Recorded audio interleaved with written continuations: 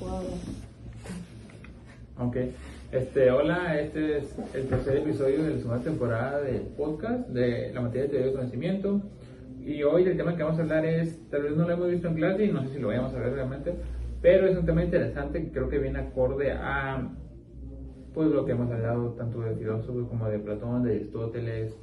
No hemos visto tampoco a Sócrates, Protágoras, entonces, pero es un tema interesante que decidimos meterlo al podcast porque se entiende un poco más la postura como del conocimiento en sí y del yo como persona. Entonces, pues hoy hablaremos de la paradoja del barco de Teseo.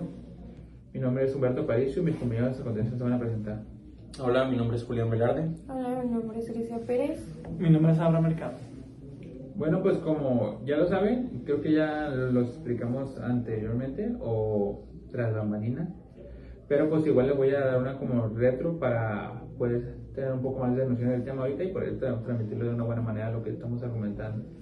Pues ya saben que pues esta paradoja se refiere a el hecho de qué hace que uno sea uno o qué hace que un objeto sea un objeto, o si el paso del tiempo cambia a esa persona o ese objeto.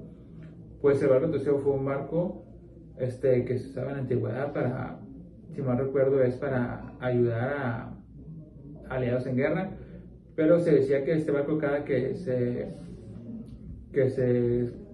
descomponía o se rompía una tabla, se astillaba, entonces la cambiaban.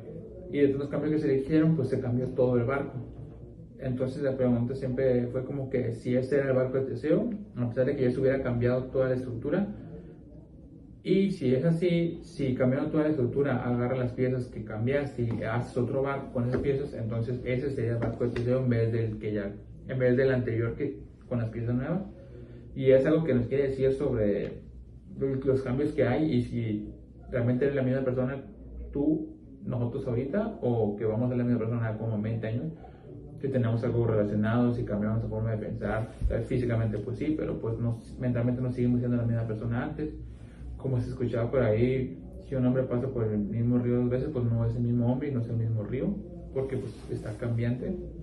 Entonces, respecto a eso, quería preguntarles a ustedes qué postura tienen sobre esta paradoja, si ustedes piensan que sí cambiamos y cambiamos demasiado como para pensar que yo de, no sé, 13 años, de 15 años, no soy el mismo que mi yo de 40 o mi yo de 50. Entonces, ahorita quiero pues escucharlos y ver qué tienen de argumentación sobre este tema. Pues bueno, yo opino, en lo personal, creo que es subjetiva la manera de verlo, de ser lo mismo, porque pues, no puede ser lo mismo. Por ejemplo, yo tengo bicicletas en un lugar, no puedo decir son lo mismo, aunque sean exactamente iguales, porque no están abarcando el mismo espacio físico, por decirlo así. Aunque sean las mismas, o sea, físicamente hablando, el tiempo, el espacio donde están no es exactamente lo mismo, no pueden ser las mismas. Entonces, si por ejemplo, yo digo que somos hasta cierto punto los mismos de aquí a 100 años, de aquí a 150, pero pues lo que nos cambia es más que nada la mentalidad, el conocimiento. Aunque seamos lo mismo, aumentamos conocimiento, algunas personas dicen sabiduría, por medio de experiencias, lo que sea. Entonces, para mí, somos lo mismo al final, sino algo con algo más de experiencia. Yo estoy no muy a favor de esa postura que tienes. Primero, porque cuando naces, no terminas, o sea, lo único de ti mismo terminaría siendo el espíritu de aquí a 100 años. ¿Por qué? Porque vas desarrollando lo que es tu cuerpo, tu mente, vas razonando, hablas, los ojos, o sea, con el paso del tiempo vas cambiando un montón de cosas, que hasta lo último que terminas siendo tú mismo, termina siendo solo el ser, ¿ok? Lo único que falta de ti es el ser. Por ejemplo, una persona que tiene buena alimentación o que hace mucho ejercicio, si antes tuvo otro cuerpo, va a terminar cambiando también su propio cuerpo. Así que, o sea, la base de esa persona está, pero ya es decisión de ella tener que cambiarla para no ser o no ser el mismo. Porque al final de cuentas, si termina cambiando, puede ser el mismo, pero no más si acaso sería de lo que puede ser espíritu o de ser, ¿ok? No, o tal vez mentalidad no creo, obviamente, porque todo el mundo va evolucionando, va pensando distinto, va teniendo distintas ideas, ¿ok? Pero el ser termina, al final de cuentas, que termina siendo tu nombre, casi casi ya es lo único, lo único que te queda de ti cuando terminas cambiando o evolucionando para ser una persona distinta. Por ejemplo, como pues, el ejemplo de la persona, puede ser, tienes 5 años, estás gordito, piensas en que todo es juego, diversión. Ya cuando pasas a una edad, por ejemplo 15, 16, eres más alto, posiblemente te desarrollas, estás más delgado, ya no vas a ser el mismo de cuando tenías 5 años, vas a pensar de una manera distinta. Igual cuando pasas de los 15 a los 20, 25, vas a estar pensando de otra forma, porque tú todavía a esa edad dices, tengo prioridades, debo hacer otras cosas. Muy probablemente si haces ejercicio o no es ya cuestión tuya, pero es un factor también de lo que va a terminar impactando hacia ti y hacia cómo los demás te ven, porque va a decir, no, ese es él. Por eso muchas veces a veces no piensan que seas tú, porque has cambiado tanto que tal vez el nombre te queda, nada más las actitudes que tenían cuando eras alguien pequeño o algo así te quedan, hasta que te vuelven a ver o vuelven a saber de ti, no, pues sí es él, pero cómo ha cambiado, ¿no? O sea, sí, pero realmente, a pesar de que, pues es como todos, ¿no? O sea, todos llegan a cambiar en algún punto, es imposible que te quedes con la misma mentalidad siempre. Pero aunque cambies de mentalidad y crezcas y cambies físicamente, a fin de cuentas, a mi ver, sigues siendo la misma persona, o sea, sigues siendo tú, o sea, entonces que cambies lo que cambies, pues sigues siendo tú mismo. Entonces, yo siento Pero que... tú en qué aspecto? Pues, o sea, sigues siendo tú, imagínate que tú ahorita cambias, sigues siendo tú mismo, o sea, Por eso, tú pero no los cambias. cambios no serían de la noche a la mañana. Pero tampoco. nada más va a cambiar como que tu físico o como que tu mentalidad, sí, puedes cambiar mucho, pero sigues siendo tú, o sea, tú te sigues llamando Julián.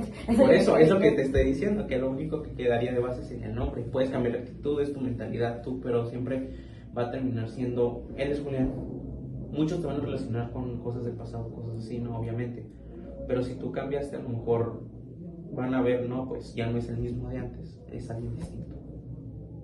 Van a tomar de base, obviamente, cómo te conocieron, pero al final de cuentas vas a ser alguien diferente. Ya no vas a ser alguien como cuando eres pequeño.